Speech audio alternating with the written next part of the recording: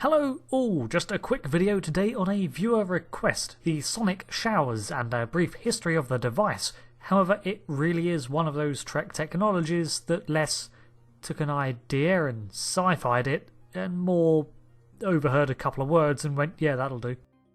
Before the existence of gravity plating, showering in space was a difficult affair. One system had astronauts zip themselves inside a watertight tube, lather up, and then have 6 pints of water expunged from a pressurised hose to clean before a suction system then vacuumed off the floating water.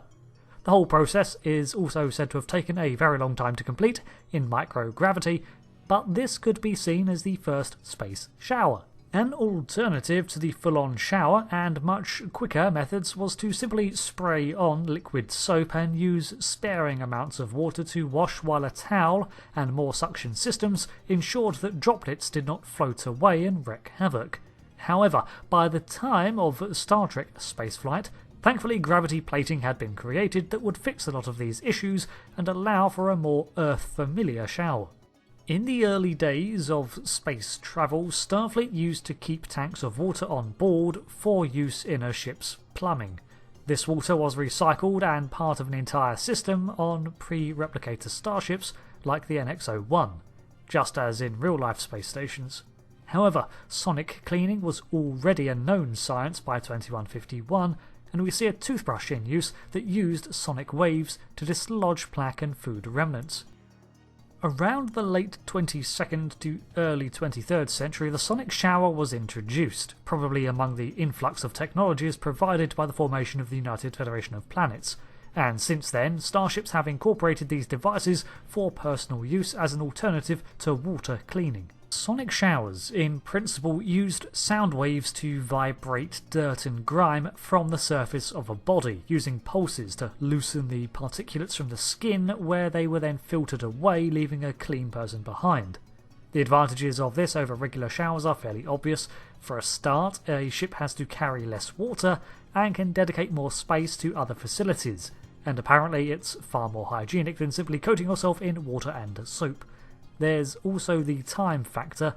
You don't have to dry yourself off after a sonic shower. However, starships would continue to carry water on board for use in baths, but presumably these were limited and considered a luxury commodity.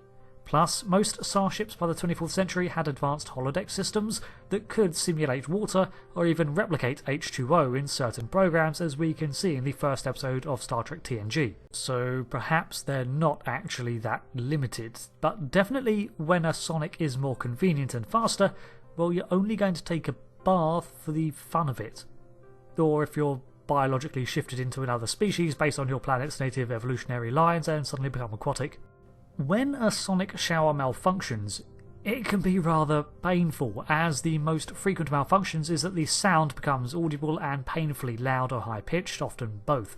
These can reach frequencies that shatter mirrors, let alone eardrums. Also, imagine if somehow it was calibrated incorrectly and couldn't differentiate between surface dirt and the outer layers of your skin. Perhaps it could even shake you apart. That would suck. I came across mentions of a replicator combined with sonic showers, where the device would desynthesize the clothing first, then replicate a replacement when the sonic cycle was completed. This, however, does not seem to have caught on, at least not aboard starships, as it seems a little redundant and eliminates the need for a bathrobe, which is not a future I want to live in. However, if there were still such devices in use outside of starships, then it could perhaps explain how a sonic shower was sabotaged to cover Wesley Crusher in mud as a prank. As for how this device would work in real life, well, I'm sorry to say that it seems it couldn't, although correct me if I'm wrong. The closest examples I could find were forms of ultrasonic cleaning that did indeed use sound waves to vibrate molecules in an effort to remove and break apart build-up and grime, but even this was conducted within some level of liquid. There are numerous applications for sound combined with liquids to do things like create filtration systems too, but nothing quite hits the mark like these science fiction devices we see in Star Trek. In fact, the decontamination chamber we see in Enterprise, that my 14-year-old self remembers vividly, is probably a closer fit for the sort of cleansing chamber that may evolve. That is, unless somehow there is still a liquid medium like water that is being controlled by another factor through which sonic pulses travel, acting to break up and loosen the dirt. That could be what all this misty stuff is, but that is a complete guess. Plus, how would you calibrate the waves enough to not cause any damage to the user? That must be some precision work.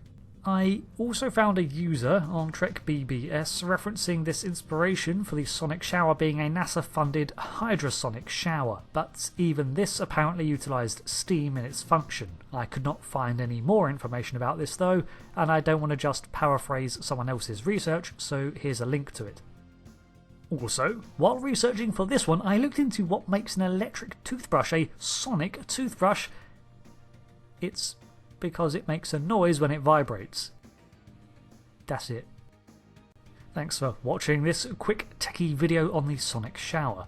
There's not too much on it overall, but there are some interesting adjacent technologies out there.